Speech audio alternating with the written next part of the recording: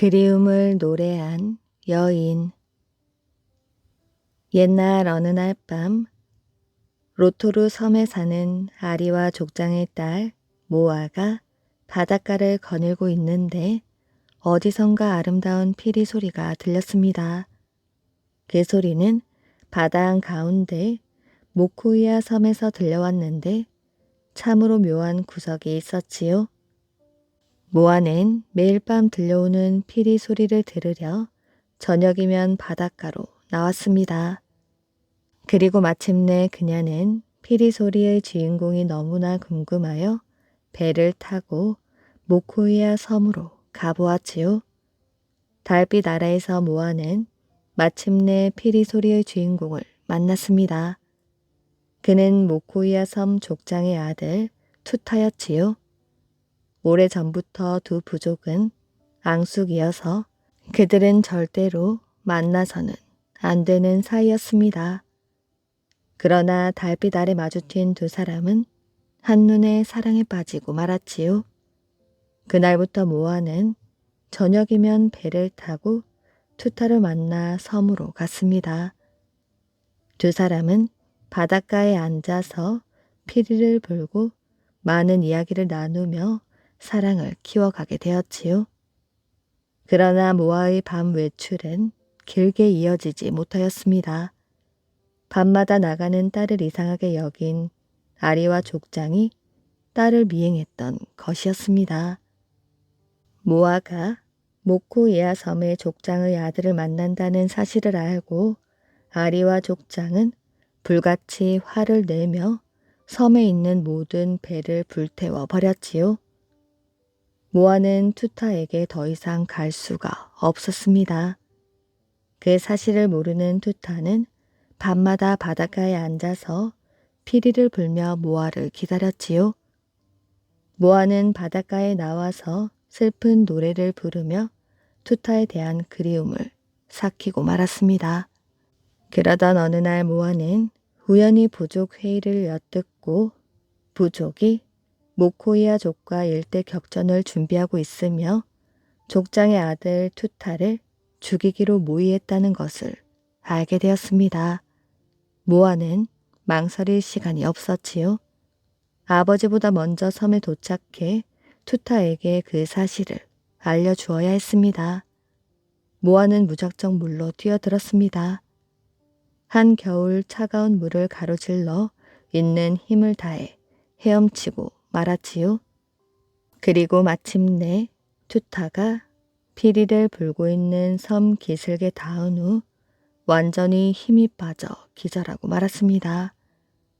이제나 저제나 모아를 기다리며 피리를 불던 투타는 사랑하는 여인이 꽁꽁 언 몸으로 죽어가는 것을 보았지요. 재빨리 그녀를 안고 부비며 자신의 체온으로 모아의 언 몸을 녹여주었습니다. 얼마 뒤 모아가 서서히 깨어나고 두 사람은 기쁨을 나누었지요. 그때 섬에 도착한 아리와 족장 일행과 그에 맞서기 위해 부하를 이끌고 나타난 모코이아 족장이 두 사람을 보았습니다. 이제 두 사람은 누구도 떼어놓을 수 없었고 두 아버지 역시 그것을 인정하게 되었지요.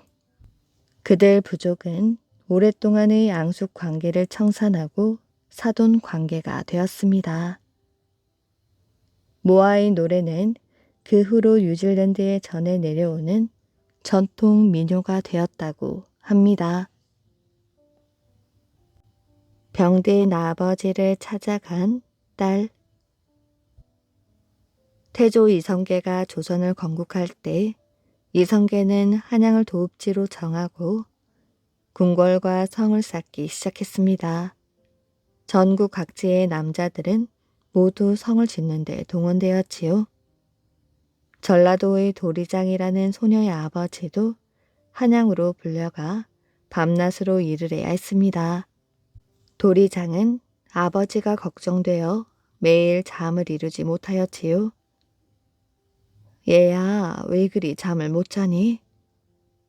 아버지가 걱정되어 견딜 수가 없습니다. 도리장과 어머니는 아버지 걱정에 그날 밤을 지새우고 말았지요. 다음날 오후 도리장의 집에 낯선 사람이 찾아왔습니다. 주인 계시오. 한양에서 정갈이 왔습니다. 한양이라는 소리에 도리장과 어머니는 맨발로 달려나갔습니다. 후, 제 아버지에게 무슨 일이라도 생겼나요? 그게 얼마 전 판교원으로 옮겨가셨다 하오. 도리장과 어머니는 깜짝 놀랐습니다. 판교원은 성을 쌓다 다치거나 병이 든 사람들이 가는 구호소였던 것입니다. 아이고, 이를 어째. 네 아버지가 병에 들었다니. 이 노릇을 어쩐단 말이냐. 한참 뒤 도리장은 눈에서 흐르는 눈물을 훔치고는 어머니께 말했습니다. 어머니, 제가 아버지를 찾아가겠어요. 어머니는 기겁을 하며 딸의 손과 치마 자락을 붙들었습니다. 네가 그 먼 한양에 어찌 간단 말이냐. 여자 혼자 몸으로는 어림도 없다. 하지만 도리장은 단호하게 말했습니다. 아버지가 편찮으시다는데 제가 안 가면 누가 가겠습니까? 어머니, 제가 남장을 하고 다녀올 테니 걱정하지 마십시오. 도리장은 당장 짐을 꾸리기 시작했습니다. 아버지의 옷을 입고 괴나리 보찜을 둘러맨 다음 머리에 페랭이를 눌렀었습니다. 누가 봐도 영락 없는 남자의 모습이었습니다. 어머니, 끼니 거르지 마시고 꼬박꼬박 잘 드셔요. 아버지를 모시고 무사히 돌아오겠습니다. 도리장은 어머니께 절을 했습니다. 홀로 남으신 어머니가 얼마나 걱정하실까? 도리장은 가슴이 저며왔습니다. 조금 걷다 보니 한겨울의 찬바람이 도리장의 온 몸을 칼로 에는 듯 하였지요. 추위와 배고픔에 지쳐 주저앉고 싶어질 때마다 도리장은 스스로를 채찍질했습니다. 이 정도 추위에 지면 안 돼. 아버지를 생각하자. 그렇게 밤낮으로 걷고 또 걷는 사이 한 달 열흘이 흘렀지요. 드디어 한양에 도착한 도리장은 길을 가는 한 남자에게 물었습니다. 여보시오, 도성 근처에 판교원이 있다는데 거기가 어디요? 판교원이라면 여기서 10리는 더 가야 하오만. 고맙소. 참, 이상하기도 하지. 행색은 남자인데 목소리는 여자 같으니. 남자는 고개를 돌려 바쁘게 걸음을 옮기는 도리장을 힐끗 보았습니다. 아버지, 어디 계시나요? 판교원에 도착한 도리장은 여기저기 누워있는 환자들의 얼굴을 한 사람 한 사람 확인했습니다. 하지만 아버지의 모습은 좀처럼 보이지 않았지요. 혹, 그새 돌아가신 건 아니겠지? 도리장은 침을 꿀꺽 삼켰습니다. 아버지, 도리장이 왔습니다. 아버지 딸이 왔어요. 바로 그때 도리장의 등 뒤에서 가냘픈 목소리가 들렸습니다. 네가 내 딸 도리장이라고? 아버지. 도리장은 아버지의 얼굴을 보자 왈칵 눈물이 났습니다. 아버지는 떨리는 손으로 도리장의 얼굴을 감싸 안았지요. 내 딸아, 얼굴이 많이 상했구나. 네가 이 먼 곳까지 나를 찾아오다니. 아버지, 어서 집으로 가요. 도리장은 아버지의 손을 꼭 잡았습니다. 하지만 아버지는 몇 걸음 옮기지도 못한 채 쓰러지고 말았지요. 도리장은 옆에서 환자를 돌보고 있던 의녀에게 도움을 청했습니다. 아버지를 업어야 하니 저를 좀 도와주세요. 의녀의 도움으로 간신히 아버지를 업은 도리장은 가슴이 찢어질 듯 아팠지요. 언제나 크기만 했던 아버지가 어린아이처럼 가벼웠기 때문입니다. 도리장은 아버지를 업고 고향을 향해 걸었지요. 아침부터 저녁까지 쉬지 않고 걷고 또 걸었지만 고향은 멀게만 느껴졌습니다. 그동안 아버지는 하루에도 몇 번씩 의식을 잃었지요. 그때마다 도리장은 아버지를 바라보며 안타까운 눈물을 흘렸습니다. 도리장의 뜨거운 마음이 전해졌는지 아버지는 눈을 뜨고 딸을 바라보았지요. 얘야, 난 이제 더 못 살 것 같구나. 이러다 너마저 병이 나겠으니 나를 여기 그냥 두고 돌아가렴. 아버지, 그게 무슨 말씀이세요? 저는 죽으면 죽었지 아버지를 두고는 못 갑니다. 도리장은 힘을 내어 아버지의 손을 잡고 말했습니다. 아버지, 우리가 돌아오기만을 기다리시는 어머니를 생각해 보세요. 무슨 일이 있어도 가야 합니다. 아버지는 도리장의 손을 꽉 쥐었습니다. 도리장과 아버지는 서로의 허리를 감싸고 의지한 채 걷기 시작하였지요. 이윽고 도리장과 아버지가 집에 도착하자 동네 사람들은 잔치를 벌였습니다. 잔치라고 해도 술 몇 잔과 나물 몇 가지, 닭 한 마리가 전부였지만 마을 어른들은 도리장의 효심을 침이 마르도록 칭찬하며 즐거워했습니다. 용감한 효녀 도리장의 이야기는 임금에게까지 전해지고 말았지요. 임금은 효성이 지극한 도리장에게 상을 내리고 그 이야기를 널리 알려 도리장의 효심을 본받게 하였다고 합니다. 사랑에 빠진 요괴. 아주 오랜 옛날 일본의 어느 마을에 쇼야라는 사람이 살고 있었습니다. 그는 많은 땅을 가지고 있는 부자여서 소작인들에게 농사를 맡길 정도로 부자였으며 마을 사람들의 존경을 한 몸에 받고 있었습니다. 그러던 어느 여름날부터 이상한 일이 일어나기 시작하였지요. 다른 사람들의 논은 멀쩡한데 쇼야의 논에만 물이 바짝 말라버린 것이었습니다. 어찌된 일인지 살펴보았는데 물길이 막혀 그런 것은 아니었지요. 쇼야는 사람들을 모아 강제로 논에다 물을 퍼부었습니다. 그러나 그때뿐 이내 물길은 끊어지고 말았지요. 따가운 한 여름이라 논은 점점 말라갔고 물을 먹지 못한 벼들은 축 늘어져 시들어만 갔습니다. 쇼야와 소작인들은 발을 동동 굴렀으나 어찌할 도리가 없었지요. 쇼야는 도저히 안 되겠다 싶어 농경 신에게 제를 올렸습니다.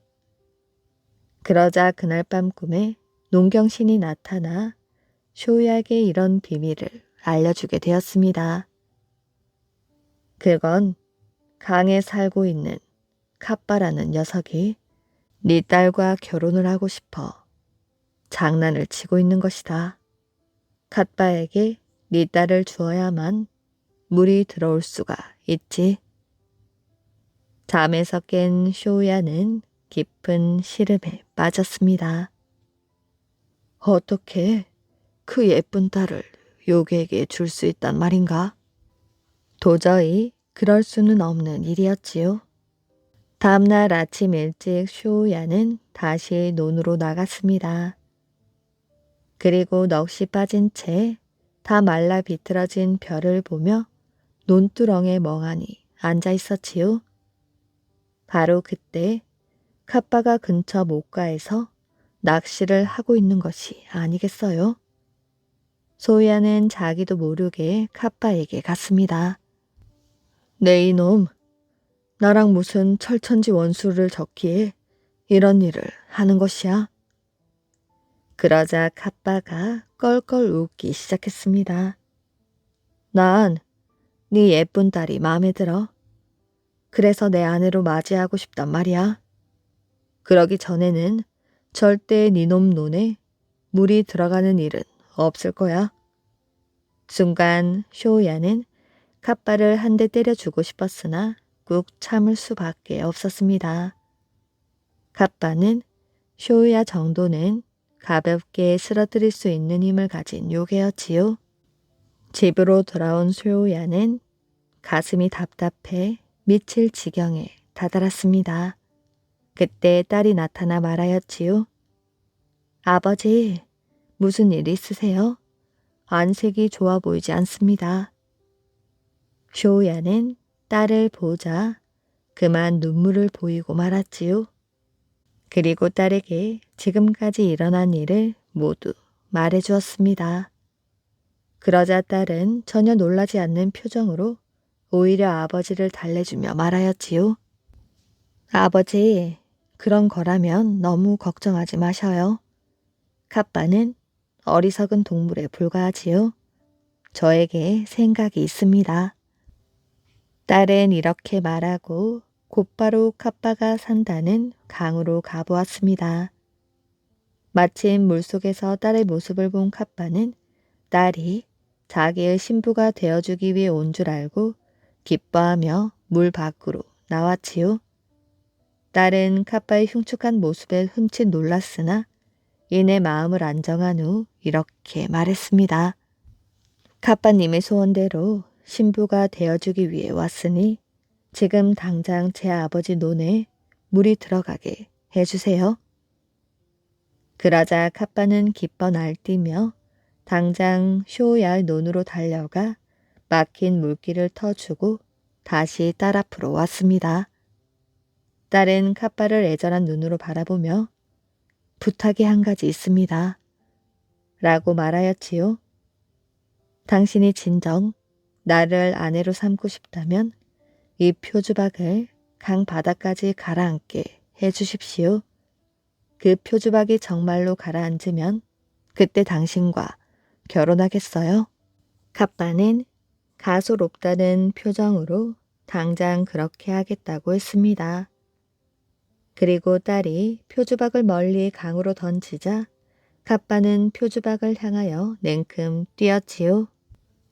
그리고 표주박을 손으로 눌러 강 깊숙한 곳으로 가져갔습니다. 그런데 손에서 놓으니 당장 물 위로 떠버리는 것이 아니겠어요? 이에 카빠는 다시 표주박을 눌러 물 아래로 가라앉게 했으나 또 손을 뗐더니 이번에도 마찬가지로 물 위로 떠올랐습니다. 그러는 사이 딸은 집으로 돌아갔고 물이 들기 시작한 쇼우야의 눈은 촉촉히 젖어 벼들이 다시 고개를 들기 시작하였지요. 모든 것이 정상으로 돌아온 것이었습니다. 한편 어리석은 요괴 카빠는 오늘도 변함없이 집념을 버리지 않고 표주박 가라앉히기를 계속하고 있다고 전해지고 있다고 합니다. 망토 짜는 여인을 살린 전사. 옛날에 마우이 섬이라는 곳에 용맹한 전사가 살고 있었습니다. 그는 날쌔고 몸이 빠른 데다 온갖 약초에 대한 지식도 많아서 족장의 총애를 받고 있었지요. 어느 날 족장이 전사를 불러 섬 반대편에 있는 카와카와 뿌리를 가져오도록 명령했습니다. 저녁 의식에 쓸 예정이므로 날랜 전사에게 특별하게 부탁한 것이었지요. 족장의 명령을 받고 길을 가던 전사는 아름다운 여인 하나가 앞서 걸어가는 것을 보았습니다. 그 여인을 보고 따라잡을 생각으로 걸음을 빨리 하였지요. 그런데 어찌 된 일인지 여자를 좀처럼 따라잡질 못했습니다. 전사는 은근히 자존심이 상했지요. 그래서 더욱 열심히 여자를 따라갔습니다. 하지만 전사가 빠르게 걸으면 걸을수록 여자 역시 바람처럼 앞서갔습니다. 그러더니 우뚝 멈추어 서서 전사를 돌아보았지요. 그제서야 정신을 차린 전사가 주위를 둘러보니 그곳은 죽은 사람을 땅에 묻기 전 잠시 보관하는 곳이었습니다. 여인이 전사에게 말하였지요. 저는 산 사람이 아니라 죽은 영혼입니다. 부탁이 있습니다. 내 가족들에게 가서 나를 위해 돼지 한 마리를 잡아 제사 지내고 내가 짜던 깃털 망토를 갖다 달라고 말해주겠어요? 여자는 그 말을 하고 사라져 버렸습니다. 놀란 전사가 안으로 들어가 보니 정말 거기에 죽은 지 얼마 되지 않은 아름다운 처녀의 시신이 누워 있었지요. 전사는 그녀를 보는 순간 다시 살려내야겠다는 생각이 들었습니다. 전사는 가족들에게 가서 처녀가 한 말을 전했습니다. 가족들이 제사를 준비하는 동안 그는 섬 반대편으로 가서 카와카와를 한 뿌리째 뽑아왔지요. 그리고 그것을 이용해 약물을 만들었습니다. 제사가 시작되자 처녀 영혼이 나타났지요. 그러나 그 영혼은 오직 전사의 눈에만 보였습니다. 전사는 처녀의 시신에 약물을 뿌리고 오랫동안 기도했습니다. 그리고 마지막 단계에서 처녀 영혼을 시신 안에 밀어넣었지요. 마침내 전사의 기도 소리가 멈추자 밖에 서 있던 가족들 앞에 처녀가 환하게 웃으며 나타난 것입니다. 죽은 처녀가 다시 살아난 것입니다. 처녀는 자신이 짜던 깃털 망토를 완성하여 족장에게 선물로 바쳤지요. 족장은 아름다운 깃털 망토를 보고 감탄했습니다. 명령에 어긴 전사를 사형에 처하려는 마음을 바꾸어 두 사람의 결혼식을 허락하기까지 했지요. 전사의 도움으로 다시 살아나 결혼까지 하게 된 처녀는 그 후로도 아름다운 깃털 망토를 짜서 대대손손 전해주었다고 합니다.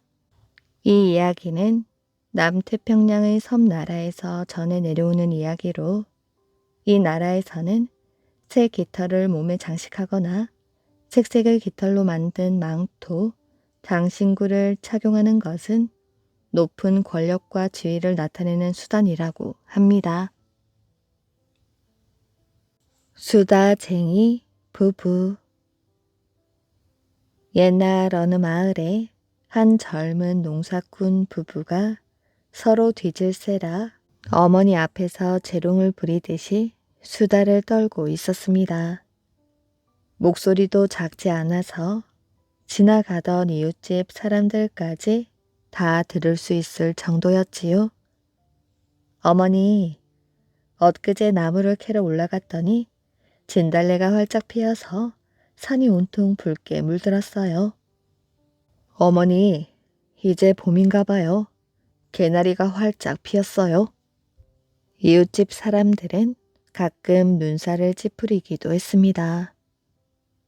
왜냐하면 젊은 부부는 잘 듣지도 못하는 어머니에게 아주 시시콜콜한 이야기까지 쉬지 않고 나불나불했기 때문이었지요.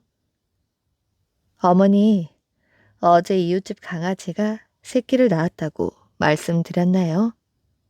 어미가 하얀 바둑이인데 글쎄 까만 놈을 낳았더라고요.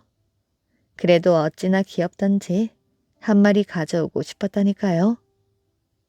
그때마다 어머니는 미소를 지으며 고개를 끄덕이곤 했습니다.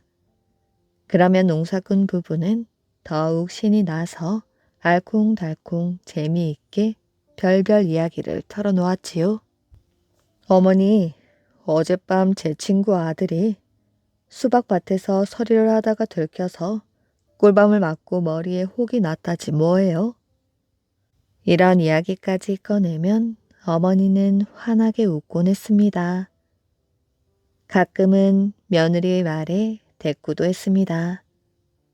어머니, 어제는 아낙네들이 길쌈 시합을 했는데 뒷집 아주머니가 1등을 했습니다. 솜씨가 보통이 아니에요. 그랬구나. 내 젊었을 때에는 항상 1등이었단다. 하고는 옛날 생각을 하곤 했습니다. 그래서 어떤 날엔 들에 일하러 나가는 것도 잊은 채 온갖 이야기꽃을 피웠지요. 그러다 보니 동네 사람들의 손가락질이 더 잦아지게 되었습니다. 어찌 저런 하찮은 이야기까지 어머니께 일러 바친단 말인가? 내 말이 그 말일세. 아무래도 아파 누워 계신 어머니를 얕보고 그러는 게 틀림없네. 어머니를 마치 어린아이 취급을 하고 있으니 말일세. 마을 사람들은 젊은 부부가 괘씸하다는 생각이 들었습니다. 그렇게 잡담이나 하고 있을 시간에 부지런히 돈을 벌어서 좋은 음식이나 해드리지 말이야. 아파 누워있는 어머니를 낫게 하려면 빨리 돈을 벌어서 약이라도 해드려야 하지 않는가 말일세. 결국 마을 사람들은 젊은 부부를 찾아가 따지기로 했습니다. 아무리 남의 일이기는 하지만 어머니에게 장난삼아 불효를 저지르는 젊은 부부를 그냥 둘 수는 없다는 생각이어서였습니다. 이보게, 불효막심한 행동을 이제 그만하게. 자네 어머니는 이제 늙고 병들어 잘 듣지도 못하시는데 약을 지어드릴 생각은 하지 않고 어찌 그런 한심한 짓을 하는가? 이웃 어른들이 나서서 점잖게 젊은 부부를 나무랐지요. 하지만 젊은 부부는 이웃 어른들이 알 수 없는 말을 한다는 듯 고개를 갸웃거리며 되물었습니다. 전 자식으로서 해야 할 도리를 다하고 있는 것입니다. 이보게, 그게 어찌 자식의 도리란 말인가? 나이 들어 누워 계신 부모님을 편하게 해드려야 효도를 하는 게지. 맞는 말이야. 그리 떠들고 있을 시간에 어머니 드릴 약초나 캐오게. 자네의 그런 행동은 아주 부끄러운 짓이야. 동네 어른의 그런 말들에 주위에 둘러서 있던 다른 동네 사람들도 고개를 끄덕끄덕 했습니다. 그러나 젊은 부부는 조금도 당황하지 않고 말하였지요. 저는 저 행동이 부끄럽다 생각하지 않습니다. 어머니께서 밖으로 나다닐 수 없기 때문에 더더욱 어머니께 시시콜콜한 것까지 말씀드리는 것입니다. 잠자리나 봐드리고 좋은 음식만 해드리는 것만이 효도가 아니라고 생각합니다. 그렇습니다. 저희 남편 말씀대로 나이가 드셨다고 홀로 있게 하여 심심하게 해드린다면 그것이 더 큰 죄를 짓는 것이라 생각합니다. 이야기를 해드리면 나이가 드신 것도 잊은 채 그토록 즐거워하시는데 그것이야말로 보약보다 더 값진 것이 아니겠습니까? 젊은 부부가 한마디씩 했습니다.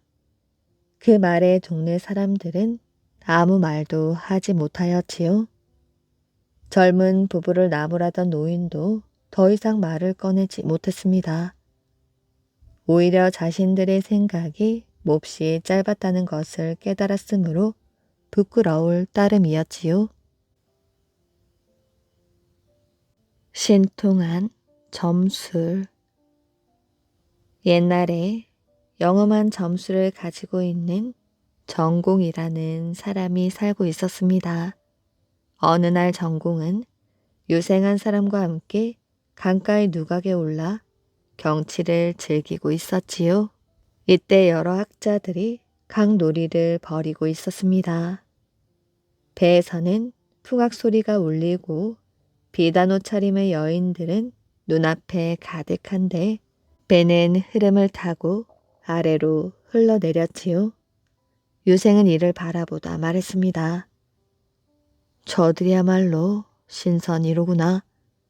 정공이 말하였지요. 자네는 저들이 부러운가?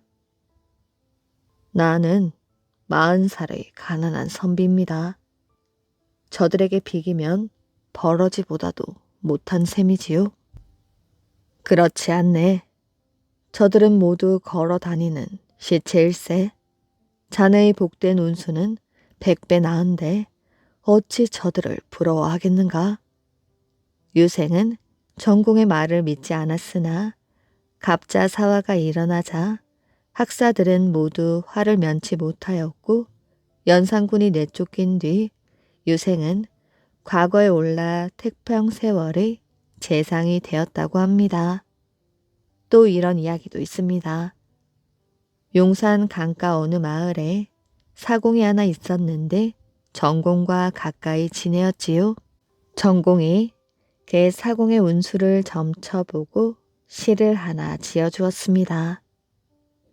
바람인다 배 세우지 말고 기름에 젖은 머리 빗질을 말지어라. 한 말지어 쌀 서되요 붓 끝에 금팔이 떨어지지 않으리라.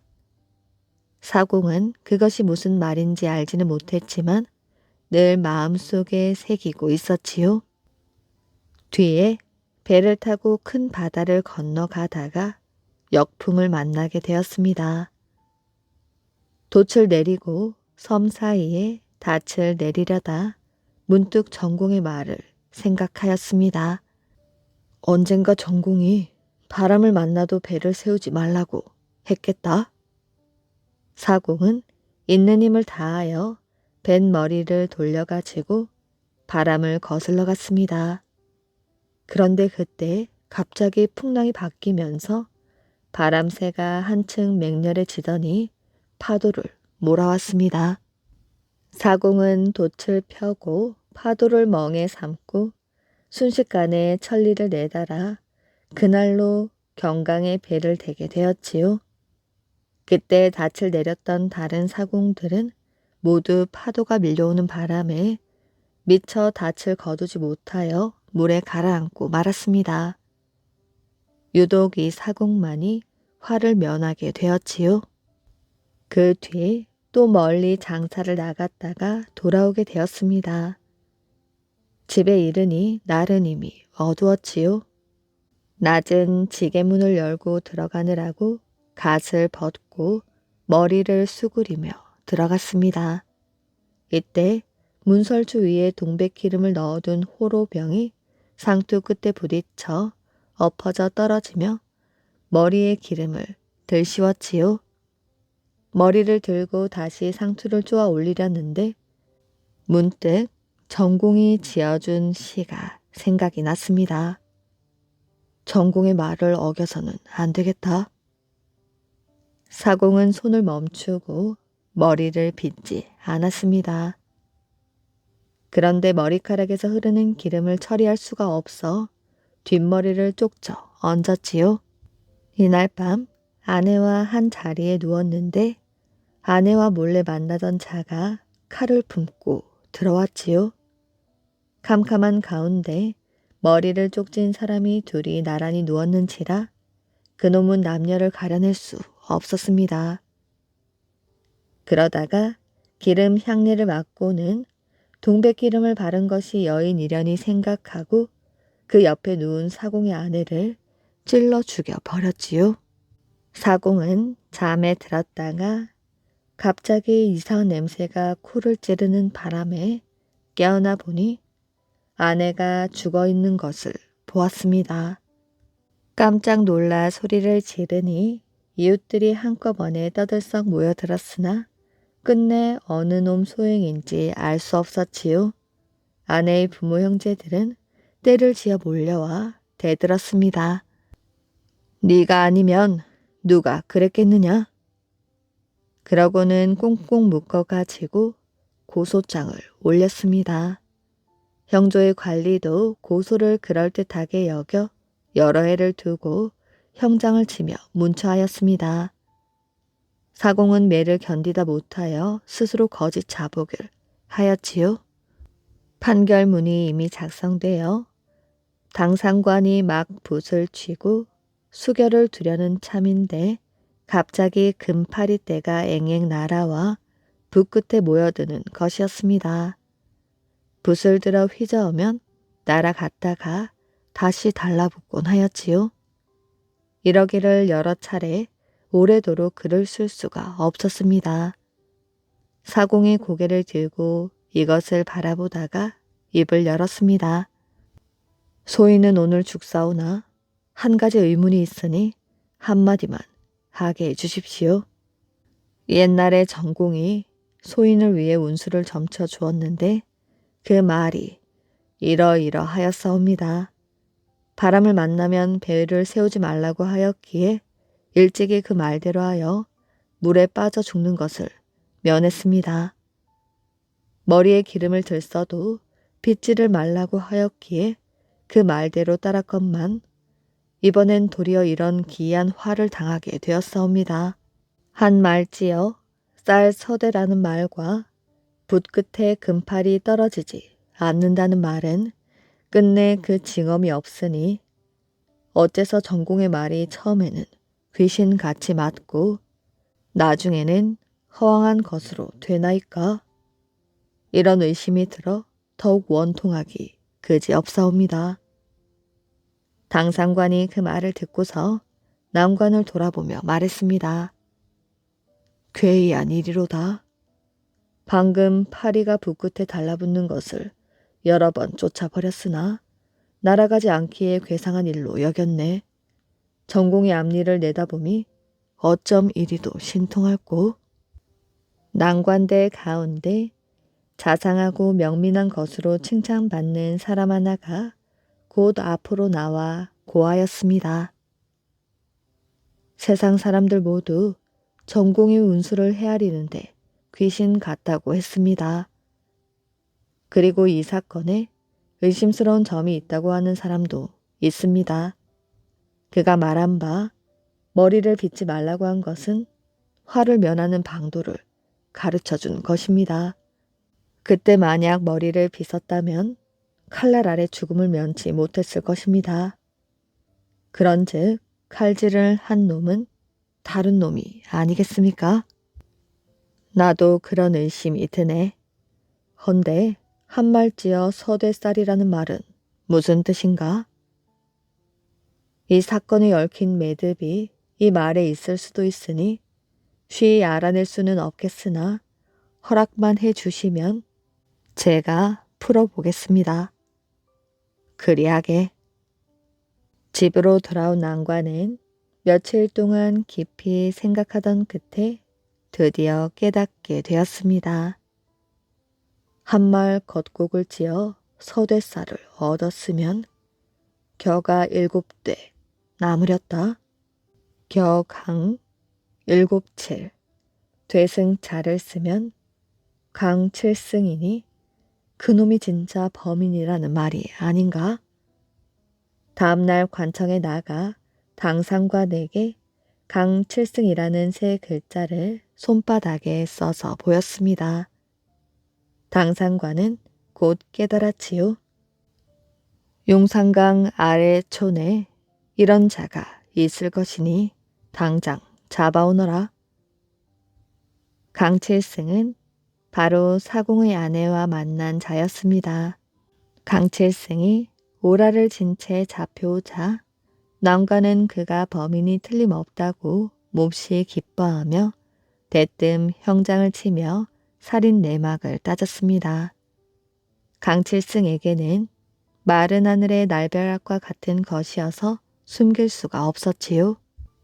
그래서 캄캄한 가운데 남녀를 가릴 수 없어 그저 기름 향내 때문에 사람을 헷갈려 노라고 자백하였습니다. 결국 살인 사건은 끝이 나고 사공은 죄에서 벗어났다고 합니다. 춤추는 소나무. 옛날 금강산에 바위골이라는 골짜기가 있었습니다. 그 골짜기에서 뒤를 돌아보면 그만 그 자리에서 바위가 돼 버린답니다. 그래서 그 골짜기로 한번 들어간 사람은 다시는 못 나왔지요. 모두 바위가 돼 버린 것입니다. 그때 어느 마을에 5 식구가 사는 집이 있었어요. 어머니 아버지가 아들 둘, 딸 하나 데리고 살았지요. 그런데 그만 어머니가 병이 들어 시름시름 앓다가 죽고 말았습니다. 그래서 새로 계모가 들어왔는데 이 계모가 아주 못되었지요. 아버지가 보는 앞에서는 아이들을 귀여워하는 척하다가 아버지가 보이지 않으면 구박을 하였습니다.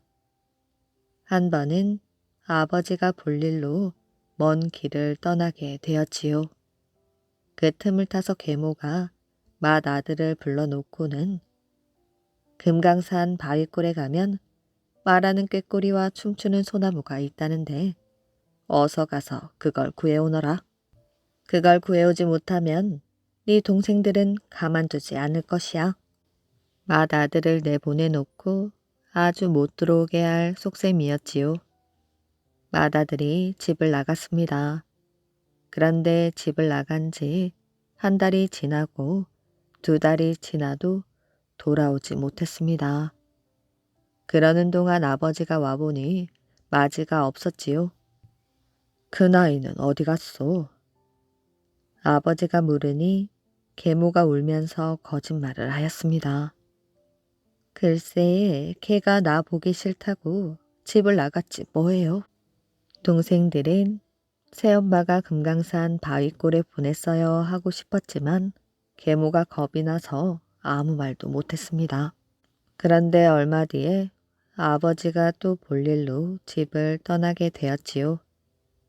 계모가 이번에는 둘째 아들을 불러놓고 말했습니다. 네가 가서 말하는 꾀꼬리와 춤추는 소나무를 구해오너라. 안 그러면 네 여동생을 가만두지 않겠어. 둘째도 하는 수 없이 집을 나갔습니다. 그런데 둘째도 돌아오지 않았지요. 석 달이 지나 아버지가 돌아와 보니 아들 둘이 다 없어졌습니다. 둘째는 어디 갔소? 이번에도 계모는 거짓말을 하였지요. 둘째도 나 보기 싫다고 집을 나갔어요. 이런 고얀 놈들.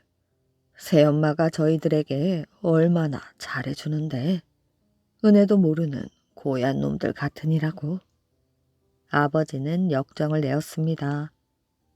막내딸이 하도 답답하여 꾀를 하나 내었지요. 오이를 하나 구해다가 그 안을 싹싹 긁어내고 거기에 모래를 잔뜩 집어넣었습니다. 그래 놓고 다시 겉을 붙여서 아버지 밥상에 올려놓았지요. 아버지가 오이를 한 입 베어무니 모래가 으적 씹혔습니다. 아이고, 이게 뭐야? 오이 속에 웬 모래냐? 이거 누가 이런 것이야? 제가 그랬어요, 아버지. 이런 고얀 것, 예비 이를 부러뜨릴 작정이냐? 아버지는 오이 속은 그렇게 잘 아시면서 어찌 사람 속은 모르십니까? 그래도 아버지는 그 말의 뜻을 몰랐습니다. 계모는 무슨 뜻인지 알아차리고 옆에서 눈을 흘기고 있었지요. 막내딸은 그 길로 집을 나갔습니다. 오빠들을 찾으려고 하였지요. 막내마저 집을 나가자 아버지는 걱정이 늘어졌는데 계모는 좋아서 속으로 춤을 추었습니다. 눈에 가시 같던 아이들이 다 나가고 나니 속이 시원하구나. 막내딸은 집을 떠나 말로만 듣던 금강산을 찾아갔어요. 한참을 가다 보니 길가에 오두막에 한 채 있었는데 거기에 머리가 하얀 할아버지 한 분이 앉아 있었습니다. 할아버지, 금강산 바위골은 어디로 가나요? 거긴 가지 마라. 내 아들도 거기에 갔다가 안 돌아왔어. 저는 거기에 꼭 가야 합니다. 오빠들을 찾아야 해요. 그럼 저 좁디 좁은 개울물을 따라가. 거기 가서는 어떤 소리가 들려도 뒤돌아보지 마라. 견딜 수 없거든. 솜을 뜯어서 귀를 막아. 그리고 파란 빛이 나는 샘물을 떠다가 사람처럼 생긴 바위에 떨어뜨리면 그 바위가 다시 사람이 될 것이야. 막내딸은 할아버지에게 고맙다고 인사를 하고 좁디 좁은 개울물을 따라갔습니다. 갈수록 길이 점점 험해지더니 개울이 끝나는 곳에 깊은 골짜기가 나왔지요. 그런데 골짜기 어기부터 사람 모양을 한 바위가 끝도 없이 줄지어 서 있었습니다. 그게 모두 사람이 바위로 변한 것이지요. 오빠를 닮은 바위가 없는가 살피면서 올라가는데 뒤에서 부르는 소리가 들렸습니다. 얘야, 나 좀 보렴. 막내는 하마터면 뒤를 돌아볼 뻔하였습니다. 고개를 돌리다 말고 아차 하였지요. 돌아다 보면 그 자리에서 바위가 될 테니까 말입니다. 꾹 참고 올라가는데 또 부르는 소리가 들렸습니다. 네가 왔구나. 어서 날 구해다오. 어딜 가니? 나는 여기 있단다. 들어보니 틀림없는 오빠들 목소리였습니다. 막내딸은 하도 반가워서 그 자리에 우뚝 섰지요. 오빠 어디 있어? 하고 막 돌아다 보려고 하였지요. 그러다가 가까스로 정신을 차렸습니다. 여기서 이러면 안 된다고 마음을 꼭 다 잡았지요. 그 다음부터는 여기저기서 부르는 소리가 막 들려오는데 정신을 차릴 수 없을 지경이었습니다. 그래서 할아버지가 가르쳐준 대로 솜을 뜯어서 귀를 꼭 막았지요. 그리고 이를 악물고 골짜기를 따라 올라갔습니다. 그렇게 한참을 올라가니 사방이 잠잠해졌지요. 정신을 차리고 보니 눈앞에 커다란 소나무가 있고 소나무 나무 가지에 금빛 나는 꾀꼬리 한 마리가 앉아 있었습니다. 그런데 그 꾀꼬리가 말을 하였지요. 아가씨, 여기까지 올라오느라고 얼마나 애쓰셨어요? 이 새가 바로 말하는 꾀꼬리로구나. 이렇게 생각을 하는데 커다란 소나무가 가지를 흔들면서 너울너울 춤을 추었습니다. 그러고 보니 이 소나무가 춤추는 소나무인 것이지요. 꾀꼬리야 소나무야 참 반갑다. 그런데 파란 빛이 나는 샘물을 못 봤니? 그 샘물이 있어야 오빠들을 살릴 수가 있단다. 우리를 데려가 주시면 가르쳐 드리지요. 꾀꼬리는 어깨에 얹어가면 되지만 저 큰 소나무를 어떻게 데리고 가지? 걱정 마셔요. 동쪽으로 난 가지를 꺾어가면 돼요. 그래서 동쪽으로 난 소나무 가지를 꺾어 들고 꾀꼬리는 어깨에 얹어서 다시 골짜기를 따라 내려왔습니다. 오다가 꾀꼬리가 가르쳐주는 곳에서 파란 빛이 나는 샘물을 찾았지요. 그 샘물을 떠다가 바위에 한 방울씩 떨어뜨리니 글쎄 바위마다 사람이 하나씩 벌떡벌떡 살아나는 것이 아니겠어요? 오빠 둘도 다 살리고 오두막에 있던 할아버지 아들도 살려내었습니다. 그래서 오빠들과 함께 집으로 돌아왔지요. 계모는 죽은 줄만 알았던 아이들이 다 살아서 돌아오니 놀라서 나자빠졌습니다. 그 동안에 있었던 일들을 아버지도 모두 알게 되어 심술궂은 계모는 쫓아내어 버렸습니다.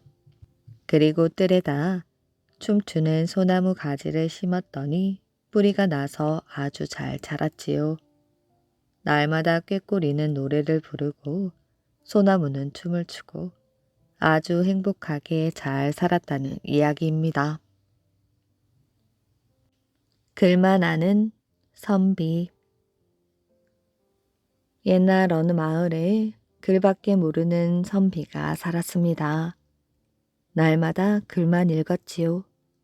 마치 글을 읽고 쓰기 위해 태어난 사람 같았습니다. 자네는 어떻게 할 줄 아는 게 글 읽는 것밖에 없는가? 예, 어릴 때부터 책과 씨름을 하다 보니 선비는 멋쩍게 웃었습니다. 몇 년 후 선비는 훌륭한 학자가 되어 존경받는 인물이 되었지요. 그러던 어느 해 긴 장마가 있었습니다. 장맛비가 그친 어느 날 먹구름이 지나고 하늘이 맑아졌지요. 오늘은 정말 날씨가 좋구나.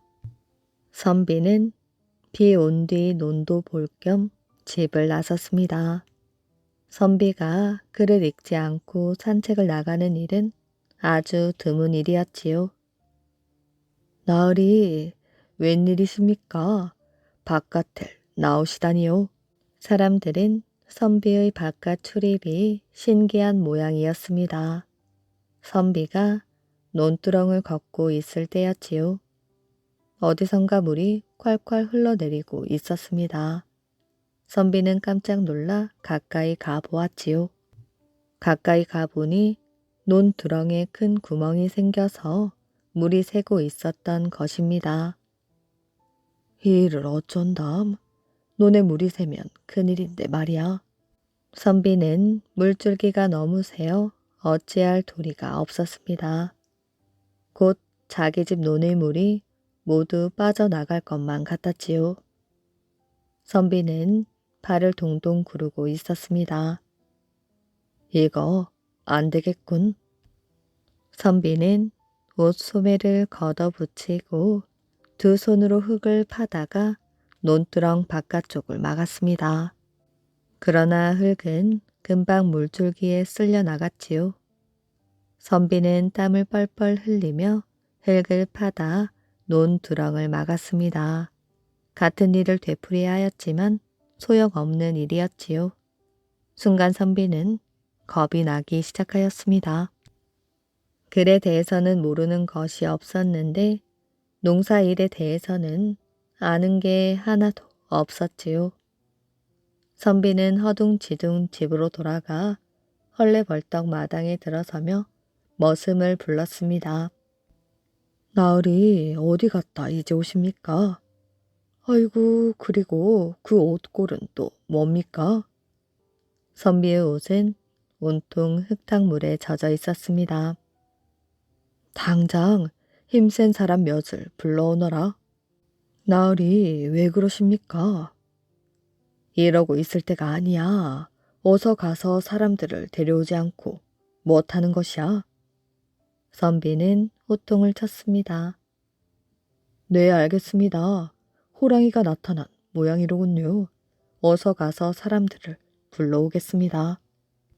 올 때 삽을 꼭 챙겨오너라. 잠시 후 머슴은 힘이 세 보이는 사람들을 데리고 왔습니다. 사람들의 손에는 삽이 하나씩 들려 있었지요. 선비는 머슴과 사람들을 데리고 집 밖으로 나갔습니다. 선비 눈앞에는 물이 다 새어 논 바닥이 쩍쩍 갈라지는 그림이 그려졌지요. 눈앞이 캄캄해지자 앞장서서 달리기 시작하였습니다. 머슴과 사람들도 삽을 들고 쫓아갔지요. 달려간 곳은 자기 집 논 앞이었습니다. 머슴은 사방을 두리번거렸지요. 나으리, 호랑이가 어디에 있습니까? 이놈아, 내가 언제 호랑이가 있다고 했느냐? 그럼 왜 힘센 사람들을 데리고 오라고 하셨어요? 이런 바보 같으니라고. 여기까지 와서도 그 이유를 모르겠느냐? 예, 나으리, 제 눈에는 아무것도 보이지 않습니다. 이놈아, 저기를 좀 보거라. 논두렁에 구멍이 뻥 뚫려 물이 철철 흐르지 않느냐? 선비는 손가락으로 논두렁을 가리켰습니다. 아, 그건 막으면 되는데요. 그러니 내가 너와 사람들을 부르지 않았느냐? 내가 아까 막아보았는데 막을 수가 없더구나. 그 말을 듣자 머슴은 웃기 시작하였습니다. 왜 그렇게 웃는 것이야? 아, 아닙니다. 제가 얼른 가서 맡고 오겠습니다. 머슴은 물이 콸콸 새는 논으로 들어갔습니다. 삽으로 흙을 떠서는 논 안쪽에 있는 구멍을 막았지요. 그러자 새던 물이 순식간에 멎었습니다. 이 광경을 지켜보던 선비는 눈이 동그래졌지요. 자기는 그렇게도 고생을 했건만 머슴은 흙 한 삽으로 막은 것이었습니다.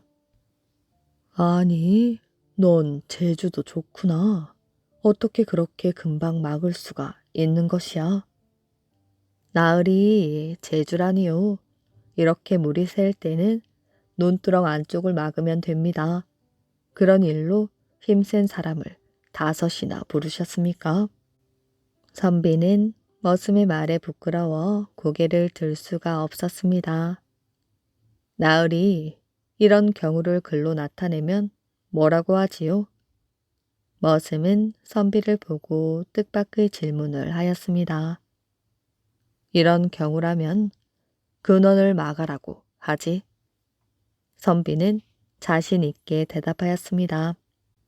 그걸 알면서도 이건 못하셨습니까? 나으리께서는 글을 읽으셨어도 헛 읽으셨습니다. 아무리 글을 읽을 줄 알아도 이용할 줄 모르면 그게 무슨 지식입니까? 나으리의 높은 지식이 사람들에게 잘 쓰이도록 하십시오. 머슴의 말은 하나도 틀린 곳이 없었지요. 선비는 할 말을 잃고 서 있었습니다. 책을 읽느라 일상생활은 등진 채 껍데기 공부만 한 것을 후회하면서 말이지요. 이야기 재미있게 잘 들으셨나요? 오늘의 이야기는 여기까지입니다. 오늘도 이야기를 들어주셔서 정말 감사합니다. 오늘도 편안한 밤 되시길 바랍니다.